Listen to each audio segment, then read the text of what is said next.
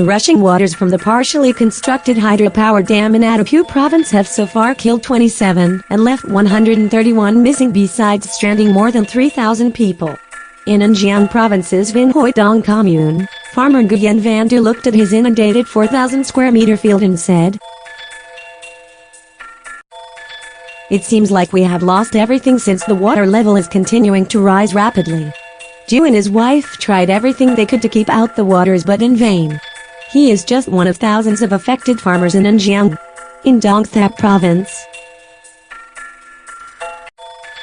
People living around the Tien River said flooding season came early this year and did not leave much room and time for them to fully prepare.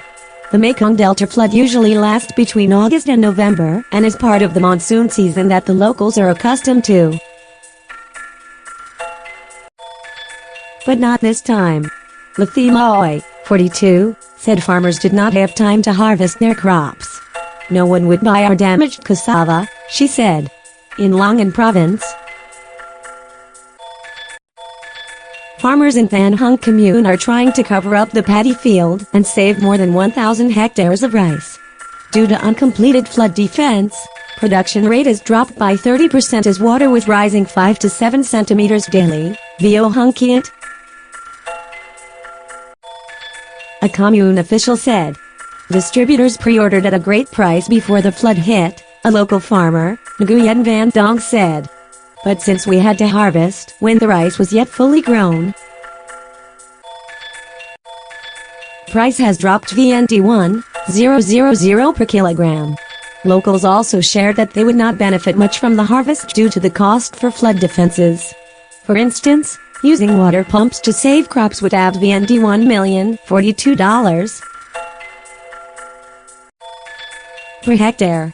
According to the Central Steering Committee for Disaster Prevention and Control, flood levels in the Mekong Delta are rising, especially in An Giang Province.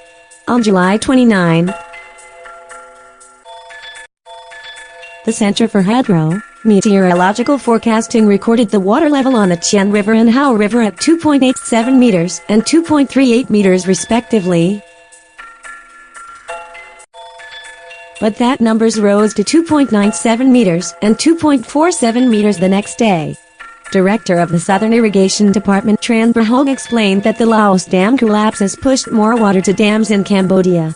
As a result, these dams discharged water, combined with rain level,